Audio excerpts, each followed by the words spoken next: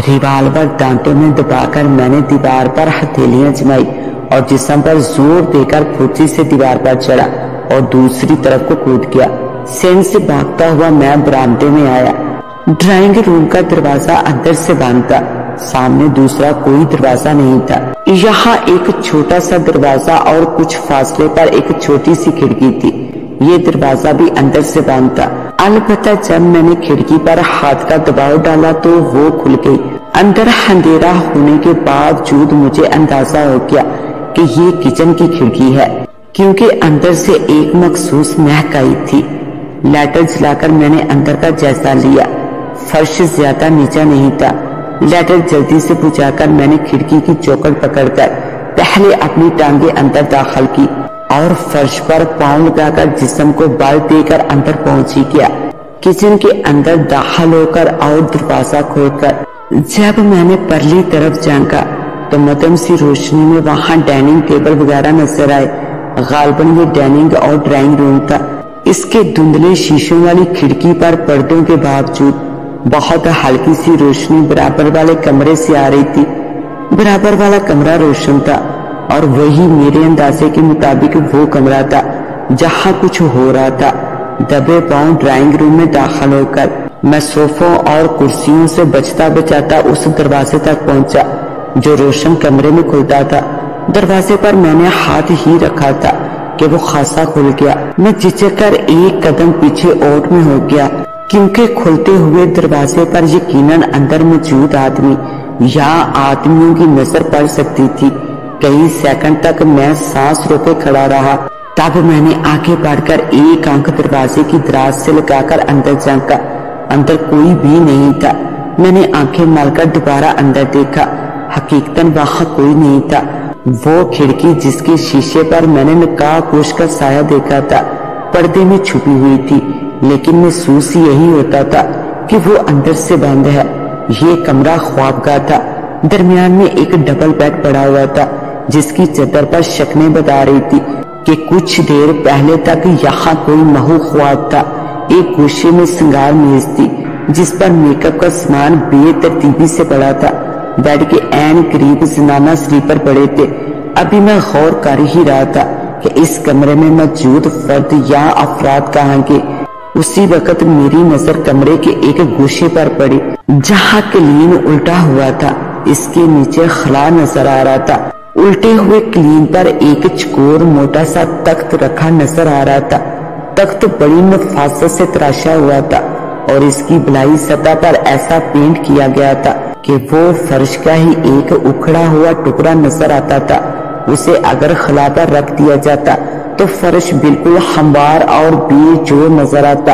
ये खला यकीनन किसी तय खाने का रास्ता था। फूंक फूंक कर कदम रखते मैं इस खला तक पहुंचा और मेरे ख्याल की तस्दीक हो गई। वहां से सीढ़ियां नीचे जा रही थी।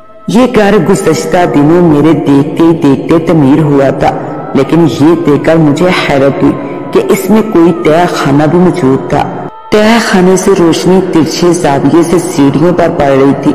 मैंने घुटनों के बल बैठकर नीचे झांका, लेकिन तय खाना यकीनन सीढ़ियों के अख्ताम से शुरू होता था, इसलिए यहाँ से कुछ नजर नहीं आ रहा था। तय खाने में उतरना खतरे का बायस भी हो सकता था, लेकिन किसी इंकशाफ की उम्मीद ने मेरे खौफ पर गालबा पाया हुआ था। इतना वक्त नहीं था कि मैं अपनी मदद के लिए किसी को बुलाकर लाता। इतनी देर में ना जाने क्या से क्या हो जाता। अल्लाह का नाम लेकर मैंने रिवाल्वर मजबूती से थामा और सीढ़ियों पर पहला कदम रख दिया। जब मैं 7वीं सीढ़ी पर पहुंचा तो मुझे तय खाने का मंजर नजर आने लगा और ये मंजर बहुत भयानक था। मेरे सामने फर्श पर एक औरत के अज़ा बिखरे पड़े थे। एक तरफ टांगे जो पैरों से महरूम थी, इनके पास ही पैर अलहदा कटे पड़े थे। बेलबास दाढ़ जिससे बाजू अलहदा किए जा चुके थे।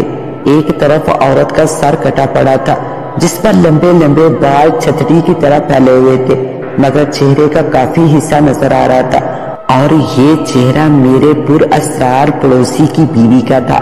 इसकी वो आंखें जिनमें जानकर एक मर्तबा मेरा वजूद झंझना कर रह गया था, इस वक्त बिल्कुल बंद थी और इसके चेहरे पर करब या अजियत का कोई नक्श नहीं था।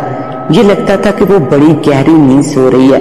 اپنے تمام تر خوف کے باوجود میں نے یہ بات محسوس کی کہ فرش پر خون کا ایک قطرہ تک نہیں تھا۔ ایسا محسوس ہوتا تھا جیسے موم کے مجسمے کو کسی نے تیز دھار آلے سے تراش کا ٹکڑے ٹکڑے کر دیے ہوں، اور تراشنے والا بھی فوراً ہی مجھے دکھائی دیا۔ یہی غالباً وہ نقاب-پوش تھا جس کا سایہ مجھے خوابگاہ کی کھڑکی کے شیشے پر نظر آیا تھا۔ وہ مضبوط تن و توش کا ایک چوڑا آدمی تھا جس کا چہرہ گردن سے لے کر سر کے بالوں تک سیاہ نقاب میں چھپا ہوا تھا۔ سفید شلوار قمیض پہنی ہوئی تھی اور ان کپڑوں پر بھی خون کا ذرا سا دبا تک نہیں تھا۔ اس کا دایاں پہلو میری طرف تھا اور اس وقت وہ اپنے کام میں بڑی دلچسپی سے مشغول تھا۔ اس کے ہاتھ میں ایک وزنی چمکدار خنجر تھا اور دوسرے ہاتھ میں مقتول عورت کا دوسرا بازو۔ اس کے سامنے لکڑی کا ایک بڑا سا گول ٹکڑا فرش پر رکھا تھا، جیسا کہ عموماً کسائیوں کے پاس قیمہ کاٹنے کے لیے ہوتا ہے۔ اس ٹکڑے پر وہ عورت کا کٹا ہوا بازو رکھ کر اس کی انگلیاں کاٹ رہا تھا۔ ٹک ٹک کی 2 آوازوں کے ساتھ میرے سامنے عورت کی 5 انگلیاں کٹ کر فرش پر گر گئی۔ نقاب پوش اکڑو بیٹھا بڑی مہارت سے، جلادوں سے بھی زیادہ تیز یہ کام انجام دے رہا تھا۔ وہ اکڑو بیٹھا ایک خون اشام درندہ لگ رہا تھا۔ ایک بار پھر اس کا ہاتھ بلند ہوا اور خنجر کی چمک میرے چہرے پر پڑی اور دوسرے ہی لمحے ٹک کی آواز کے ساتھ کٹے ہوئے بازو سے بغیر انگلیوں والا ہاتھ بھی کٹ کر فرش پر آ گرا۔ خوف نے میری رگوں میں خون جما دیا تھا اور چند لمحوں کے لیے میں بھول گیا تھا کہ میں کون ہوں اور کس مقصد کے لیے جان ہتھیلی پر رکھ کر یہاں تک پہنچا ہوں۔ اسی وقت مجھے جھجری سی آئی۔ میں نے اپنے حواس قائم کیے اور ریوالور کا رخ اس کی طرف کرتے ہوئے مضبوط لہجے میں للکارا، خبردار اپنی جگہ سے ہلنا نہیں۔ وہ اس طرح اچھلا جیسے اس کے قدموں میں بم پھٹا ہو۔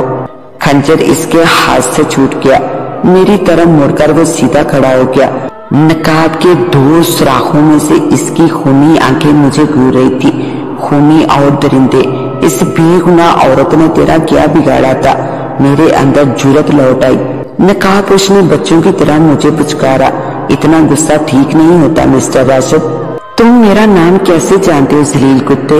مجھے اب خوف کی جگہ تیش آ رہا تھا، اس لیے کہ تمہارے دروازے پر تمہاری نیم پلیٹ لگی ہے اور میں تمہارا پڑوسی ہوں۔ اور ہاں دیکھو، غصے میں آنے اور گالی گلوچ کرنے کی کوئی ضرورت نہیں، میں جو کچھ کر رہا ہوں درست کر رہا ہوں۔ یہ کہہ کر اس نے بالوں کی طرف سے اپنی نقاب پکڑ کر اوپر کو کھینچ لی۔ وہ اس عورت کا شوہر تھا۔ بہت خوب، میں نے ریوالور کو جنبش دی۔